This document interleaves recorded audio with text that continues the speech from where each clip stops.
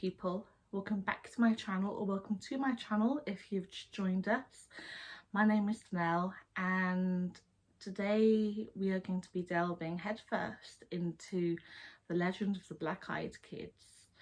Now, usually I would be uploading content every weekend, as some of you may know if you've been following my channel for a little while. But obviously what with this weekend being Christmas weekend, as well as it being my fiance's birthday on Saturday, I thought I would do this a couple of days early for you all. So I very much hope that you enjoy this. Grab a drink, dim the lights, and let's get into it, shall we?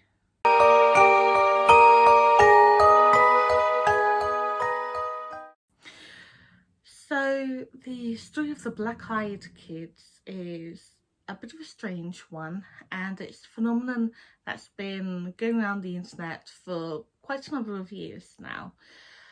Basically, the story goes that someone will be sat either in their car somewhere or at home in the evening, generally by themselves, and they'll get a knock at the door or a tap on the window next to them, and as they go to either look up to see who's there or go to answer the door, they will suddenly be hit by an intense feeling of dread, and it's almost like that deep-rooted primal sense of fight or flight. It's that kind of gut feeling which tells you this isn't safe, I don't want to be around here, I need to get away. And not long after that, they will suddenly be, it'll almost feel like they're compelled to open the door or roll down the window, and when they do, they'll be met with, it's generally two children, because from what the stories that I've heard, they generally seem to go around in pairs. Two children, usually between the ages of 6 to 16, and at first glance they seem perfectly normal until they look up at you and make eye contact, and that's when the person realizes that these kids, their eyes don't look normal. They are completely black.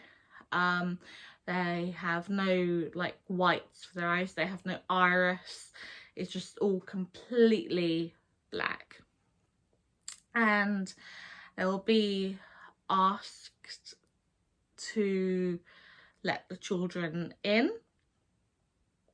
and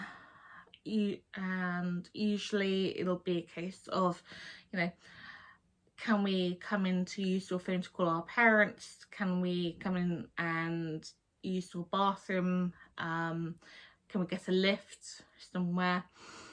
And again, the person who is experiencing this will have that deep-rooted sense still of something is not right, I'm not safe.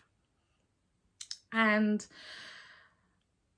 when they say no to these children, things get quite scary, in fact of they get incredibly persistent, and almost angry, and they will continually say, you know, let us in, you need to let us in, you need to help us, you know, we won't hurt you.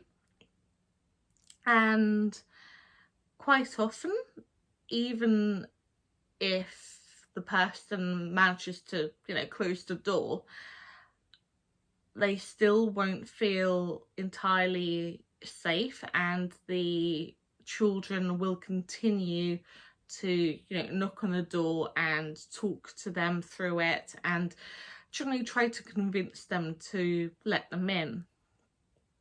And it's not until they, you know, suddenly leave or disappear, or, you know, just generally aren't there anymore, then the person will start feeling safe again. So apparently the first recorded experience with these black-eyed kids came from a blog post in 1998 by a man called Brian Bettel, who apparently had had an experience with these black-eyed kids in 1996. And apparently his story was he was out one evening running errands about 9:30, and he had stopped in his car and was sat writing out a check, and suddenly got a tap on a window next to him. So he looks up, and there are two young boys stood there, and they're probably about 10 or 14, he'd hazard a guess at. So he rolls down the window to ask what they want, and apparently they tell him that they'd gone to see a movie that night, but had forgotten their money, and would he mind giving them a lift home to pick it up. And at this point they hadn't really made eye contact with him. They were like looking down, and apparently it wasn't until they looked up at him that he realised that there was something very, very wrong with their eyes. And although he'd had a bit of an unsettling feeling as he'd rolled down the window to start with, that feeling kind of only intensified when he saw that their eyes were completely black. And so he freaks out, and obviously he says, "No, I'm sorry, I can't give you a lift." And that's when they get quite forceful and try to persuade him to, you know, unlock the doors and let them in. And apparently he got so scared about it that he, you know, simply hit the accelerator and zoomed off, and that was it. But apparently it kind of really scared him, which, to be fair, I can't really say I blame him, really. I'd probably do the same. And first of all, it was kind of pushed back as a creepypasta, you know, like a fun little story that's been cooked up for, you know, entertainment purposes. And that was all well and good until like stories started cropping up like all over the world, and a lot of them all were very alike in the fact of, you know, like the age bracket of these kids, the fact that, you know, the people who experienced these were either at home by themselves or in their car, and they always had this very intense feeling of dread around them. In September of 2014, so really quite recently, there was a story that went around about odd things happening on Cannock Chase, which is in Staffordshire, England. A woman and her daughter had been out walking when all of a sudden they hear this child screaming. So, doing what anyone would do in that situation, they start running towards the sound, thinking a child was in trouble. And that's when things start getting a little bit weird. One of the women was quoted as saying, "We instantly started running towards the noise. We couldn't find the child anywhere, so we stopped to catch our breath. That's when I turned around and saw a girl behind me, no more than 10 years old, with her hands over her eyes. It was as if she was waiting for a birthday cake. I asked her if she was okay and if she had been the one screaming. She put her arms down by her sides and opened her eyes. That's when I saw they were completely black. No iris, no white, nothing. I jumped back and grabbed my daughter. When I looked again, the child was gone." And that must have been absolutely terrifying, because, oh my gosh, that, yeah, to have that experience, and the fact as well that two people experienced that at the same time together, that kind of, I think, maybe gives more credence to the story. And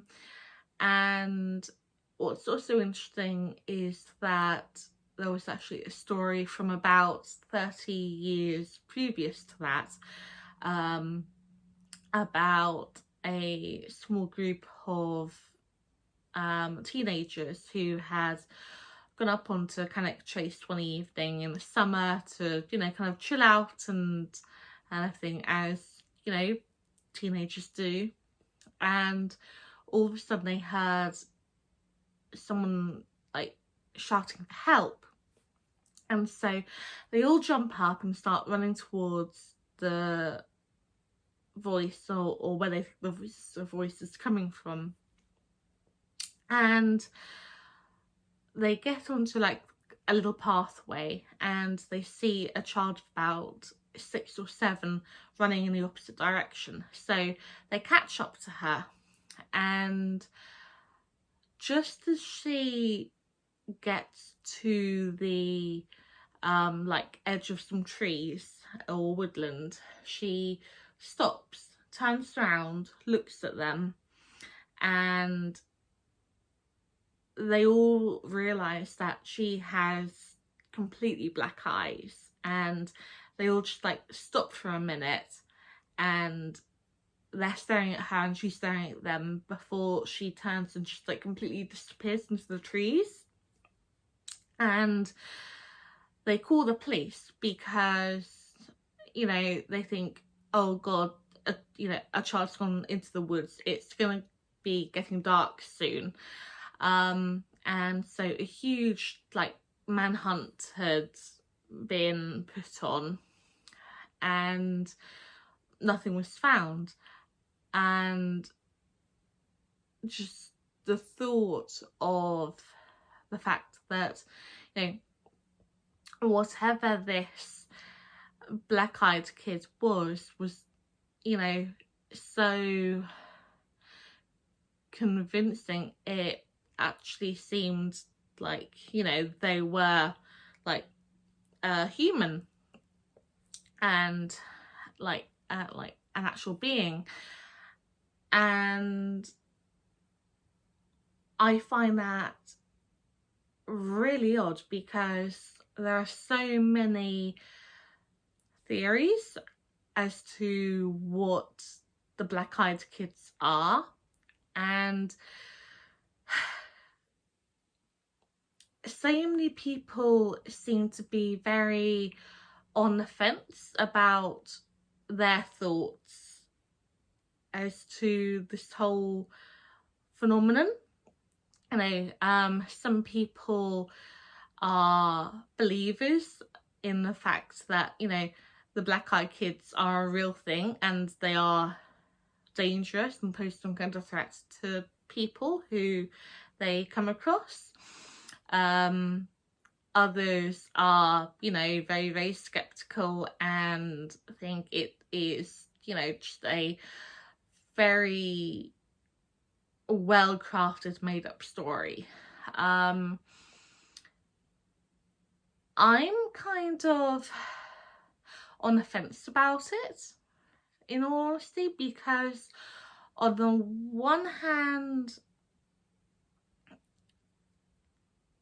although I'm a believer in, you know, the paranormal and all of this kind of thing, I do try to keep a rational and somewhat skeptical head on my shoulders.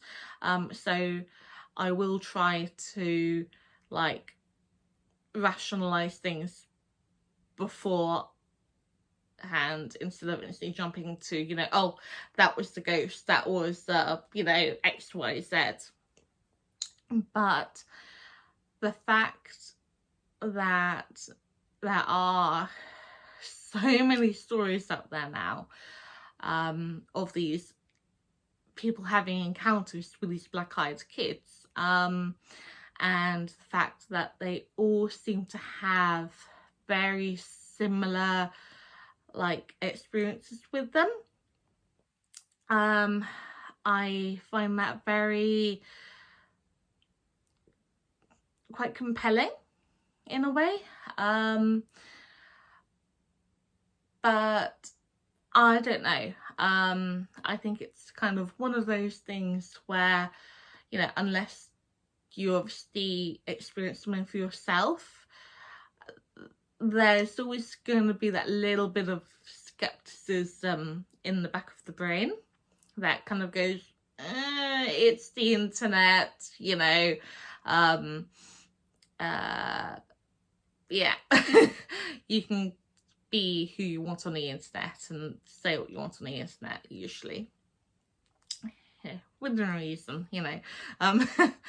But yeah, another interesting fact of it all is there seems to be among the believers of this particular phenomenon exactly what these black-eyed kids actually are. I mean, are they like, you know, spirits? Are they aliens? Are they demons? Are they, you know, hallucinations of some kind?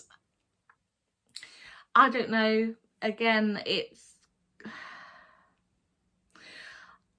I think there is a lot out there that we can only begin to start to understand. I think if it is real, it's terrifying. But yeah, that's something to think about, maybe, I think. Tell me what you guys think. Do you believe that there is some kind of black-eyed kid phenomenon that has some kind of aspect of truth to it all? If so, what do you think they are? Leave me a comment below and let me know. It'll be great to get into some kind of discussion with you all. So that's it for this video, I think. I will love you and leave you all. Have a wonderful Christmas, whatever it is that you're doing this year.